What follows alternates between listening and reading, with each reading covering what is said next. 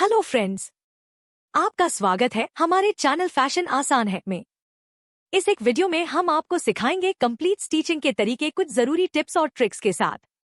तो दोस्तों, आपसे आग्रह है कि वीडियो को पूरा देखिएगा, लाइक और शेयर कीजिएगा और हमारे चैनल को सब्सक्राइब कीजिएगा। पसंद की फिटिंग से लेकर अपने पसंद के मटेरियल तक, ऐसी न जाने कितनी ही वजहों के चलते हो सकता है कि आप अपने कपड़ों को खुद से बनाना चाहते हो। अगर आपको फैशन डिजाइनिंग में इंटरेस्ट है, आपके मन में ऐसे कुछ डिजाइन चल रहे हैं जो आप अपने लिए बनाना चाहते हैं, या फिर बस आपको अपने पास मौजूद कुछ कपड़ों में थोड़ा ऑल्टरेशन करना चाहते हैं, फिर कपड़े को एकदम शुरुआत से सिलना सीखना आपके लिए काफी मददगार होगा। अपने कपड़ों को अपने हिसाब से बनाने के लिए जरूरी नहीं कि आपको एकदम दर्जी की तरह ही सब आता हो। विधि एक, कपड़े बनाने के बेसिक्स सीखना, लर्निंग द बेसिक्स। विधि 1 का पॉइंट नंबर 1, उन सभी टूल्स का इस्तेमाल करना सीखें जिनके साथ में आपको काम करना होगा। कपड़े बनाने के लिए सिलाई वाले कई सारे टूल्स, पैटर्न बनाने के टूल्स की जरूरत होगी और साथ ही आप पर फिट आने वाले पैटर्न को मापने के टूल्स की जरूरत भी होगी। आपको हर एक टाइप के टूल के बारे में और उसे यूज करने के बारे में सीखना होगा। शुरुआत में शायद आप सभी टूल्स के साथ में कंफर्टेबल न महसूस करें, लेकिन आप जितनी ज्यादा प्रैक्टिस करेंगे, ये आपके लिए उतने ही आसान बनते जाएंगे। आयरन और आयरनिंग बोर्ड, आपके पास में जिस भी क्वालिटी का आयरन हो उसे यूज करना भी ठीक रहता है, लेकिन आपको शायद एक ज्यादा बेहतर क्वालिटी के आयरन के ऊपर इन्वेस्ट करने की जरूरत भी पड़ सकती है। आप कपड़े को सिलते समय उसे प्रेस करने के लिए आयरन का यूज करेंगे, क्योंकि ये सभी सिलाई को सही तरीके से ओपन रखने की पुष्टि करता है। सीम रिपर, इसे आप गलती से कहीं पर गलत सिलाई या टांके हो जाने पर उस खोलने के लिए इस्तेमाल करेंगे। फैब्रिक पर निशान बनाने के लिए एक चौक, ताकि आपको पता रहे कि कहां से सिलना है और कहां पर कट करना है। आपको एक अच्छी तेज धार वाली कैंची की जरूरत होगी, जिसे आप केवल कपड़े ही काटने के काम में यूज करें, नहीं तो कैंची काफी तेजी से डल हो जाएगी और फैब्रिक को डैमेज करेगी या फिर कपड़े के धागे उखड़ने शुरू हो जाएंगे। अपने पैटर्न को बनाने और सिलाई करते समय पैटर्न को मॉडिफाई करने के लिए ट्रेसिंग पेपर। अपने कपड़े को बनाते समय डिजाइन स्टेज पर भी और सिलाई करने वाली स्टेज के लिए भी ड्राफ्टिंग और माप लेने के लिए रूलर्स या स्केल। टेप मेजरिंग, खास तौर से एक फ्लेक्सिबल या आराम से मुड़ने वाला मेजरिंग टेप। आप मेजरमेंट्स लेने के लिए और जरूरत पड़ने पर एडजस्टमेंट्स को फिट करने के लिए इसे यूज करेंगे। सिलाई करने से पहले फैब्रिक को उसकी जगह पर बनाए रखने के लिए पिन को बहुत ही कम यूज किया जाना चाहिए, क्योंकि इनकी वजह से आपका कपड़ा खराब हो सकता है। पॉइंट नंबर 2, एक सिलाई मशीन रखें।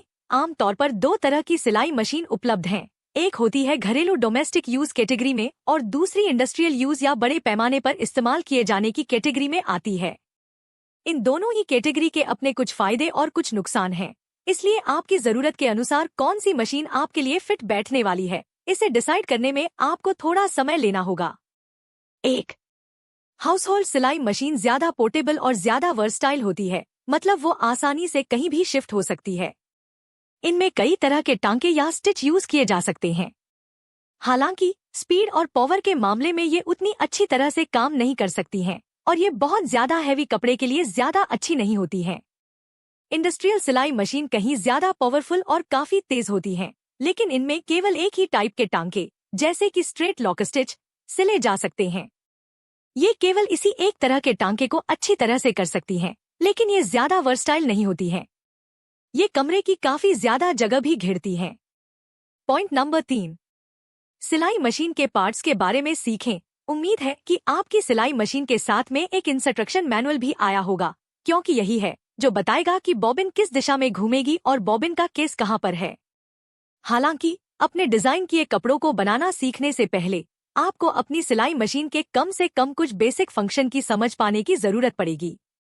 स्पूल होल्डर पर धागे की रील लगाई जाती है और ये सिलाई मशीन में जाते हुए धागे की डायरेक्शन को कंट्रोल करता है। आपके पास मौजूद मशीन के टाइप के अनुसार आपका होल्डर या तो हॉरिजॉन्टल होगा या फिर ये वर्टिकल भी हो सकता है। बॉबिन आमतौर पर एक स्पिंडल होती है जो धागे से भरी होती है। आपको बॉबिन में धागा भरना होगा और उसे बॉबिन केस में, जिसे सुई वाली प्लेट के नीचे पाया जाता है, फिट करना होगा।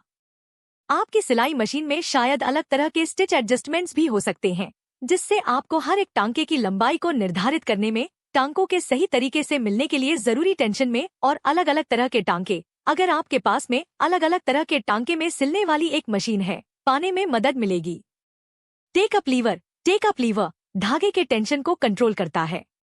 अगर धागे का टेंशन उसके सही लेवल पर नहीं है तो धागा बंध जाएगा, जिससे आपकी सिलाई मशीन जाम हो जाएगी। आप चाहें तो अपनी नजदीकी सिलाई की दुकान पर जाकर देख सकते हैं, अगर वो क्लास देते हो, या फिर और कोई जो सिलाई मशीन को सेटअप करने में आपकी मदद कर सके, या फिर ऐसा कोई फैमिली मेंबर या फ्रेंड जिसे इसकी समझ हो। पॉइंट नंबर 4, पहले कुछ बहुत सिंपल के साथ में शुरुआत करें। आप जब कपड़े बनाने की शुरुआत करें तब आपको ध्यान रखना है कि आप एक सिंपल सी डिजाइन के ऊपर ही काम करें, नहीं तो आप बहुत जल्दी परेशान हो जाएंगे और इसे बीच में ही बंद कर देंगे। अच्छा होगा अगर आप स्कर्ट बनाने के साथ में शुरू करें, क्योंकि 3 पीस सूट के मुकाबले इन्हें बनाना ज्यादा आसान होता है और इनमें केवल जरा से ही मेजरमेंट्स लेने की जरूरत होगी। आप जब पहली बार इसकी शुरुआत करें तब बटन या जिपर्स वाले कपड़े बनाने से बचने की कोशिश करें। इलास्टिक बैंड वाले पाजामा या एप्रन बनाएं। जैसे ही आपको अपने टूल्स और आपकी सिलाई मशीन की समझ मिल जाए, फिर आप इसके आगे बढ़ सकते हैं। पॉइंट नंबर 5, टेस्ट करने के लिए एक कपड़ा बनाएं। अपने फाइनल पीस को जहां तक हो सके उतना अच्छा बनाने के लिए अच्छा होगा अगर आप अपने टेस्ट क्लॉथ को पहले से ही तैयार कर लें, ताकि आप आपकी डिजाइन को थोड़ा सा बदल सकें और फिटिंग का बनाने के लिए अपने फाइनल पीस में और भी सारे जरूरी बदलाव कर पाए। अच्छा होगा अगर आप फाइनल पीस वाले ही कपड़े से ही सभी स्क्रेप्स का यूज करें। पॉइंट नंबर 6, एक पैटर्न बनाने के लिए सारे जरूरी मेजरमेंट्स को ठीक तरह से लें। फिर भले आप अपने खुद के पैटर्न को तैयार करने की बजाय कहीं दूसरी जगह मिले पैटर्न का यूज करके कपड़े बना रहे हैं, आपको अभी भी सारे मेजरमेंट्स को ठीक तरह से लेने की जरूरत होगी, ताकि आखिर में तैयार हुआ कपड़ा आपको एकदम परफेक्ट फिट आए। ट्राउजर के लिए आपको इन मेजरमेंट्स को करने की जरूरत होगी। कमर, हिप, क्रॉच की गहराई और कमर से लेकर नीचे तक पूरे पैर की लंबाई। शॉर्ट्स के लिए आपके पास मौजूद ट्राउजर के मेजरमेंट्स का यूज करें, केवल इसमें अपनी पेंट की लंबाई को आपकी चाही हुई लंबाई के अनुसार कम कर लें। शर्ट के लिए आपको इन मेजरमेंट्स को करने की जरूरत होगी। गर्दन, छाती, कंधे की चौड़ाई, बाहों की लंबाई, आर्महोल या बाह के छेद की लंबाई और शर्ट की लंबाई। स्कर्ट के लिए आपको बस कमर और हिप का माप लेने की जरूरत होगी। स्कर्ट की लंबाई और फुलनेस आपके द्वारा बनाए जा रहे स्कर्ट के अनुसार बदल भी सकता है। विधि 2, एक पैटर्न चुनना, पिकिंग अ पैटर्न। विधि 2 का पॉइंट नंबर 1, एक पैटर्न बनाएं। आपके द्वारा लिए गए मेजरमेंट्स का इस्तेमाल करके अपने गारमेंट के लिए एक पैटर्न स्केच करें। सही डिजाइन और लेआउट के लिए एक इसी तरह के गारमेंट का गाइड की तरह इस्तेमाल करें। ऐसी कई सारी जगह हैं जहां से आप पैटर्न के लिए आइडिया पा सकते हैं। सेकंड हैंड स्टोर्स और सिलाई वाली शॉप पर अक्सर मजेदार विंटेज पैटर्न, खास तौर से ड्रेस के लिए, मिल जाते हैं और ऑनलाइन आपको कई सारे आसान पैटर्न देखने को मिल जाएंगे। पॉइंट नंबर 2, अपने चुने हुए फैब्रिक को एक बड़ी सीधी सतह पर रखें और फैब्रिक पर पैटर्न पीस को रखें। अपने पैटर्न पीस को किस तरह से बिछाना है, इसे तय करने के लिए आपको बड़ी सावधानी के साथ प्लानिंग करने की जरूरत पड़ेगी। कपड़े के सीधे वाले साइड को एक दूसरे की तरफ करके हर एक किनार को किनार से मिलाते हुए फैब्रिक को फोल्ड करें। ये किनारे फैब्रिक की फिनिश्ड किनार होती हैं, जो उसे खुलने से रोके रखती है। कपड़े को इस तरह से मोड़ना double pattern piece, sleeves, legs वगैरह और बड़े सिमेट्रिकल पैटर्न पीस के लिए एक आसान कटिंग प्रोवाइड करेगा। अगर आपके पास में एक ऐसा बड़ा पैटर्न पीस है जो सिमेट्रिकल है और उसे बीच से, जैसे कि शर्ट के पीछे के हिस्से, मोड़ा जा सकता है, फिर पैटर्न के पीस को बीच से मोड़े और फिर पैटर्न के मोड़े हुए भाग को फैब्रिक की फोल्ड की हुई किनार पर फोल्ड कर दें। ये आपकी काटने की मेहनत को बचा लेगा और फैब्रिक के पीस के एकदम परफेक्टली सिमेट्रिकल होने की पुष्टि करेगा।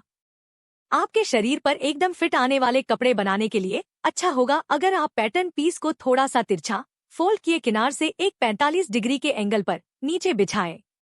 बिना स्ट्रेच वाले गारमेंट को सिलने के लिए पैटर्न पीस को फोल्ड की हुई किनार से एक 90 डिग्री के एंगल पर रखें। पॉइंट नंबर 3, अपने कपड़े की हर एक सिकुड़न पर आयरन करें। आपको सुनिश्चित करना होगा कि आपके कपड़े में कोई भी सिकुड़न न हो, नहीं तो अगर सिकुड़न की वजह से कपड़े का अलाइनमेंट बिगड़ जाता है, ये आपके फाइनल पीस को खराब कर देगा। यह वीडियो पार्ट 1 है, आप हमारे चैनल को विजिट करके पार्ट 2 भी देख सकते हैं। धन्यवाद।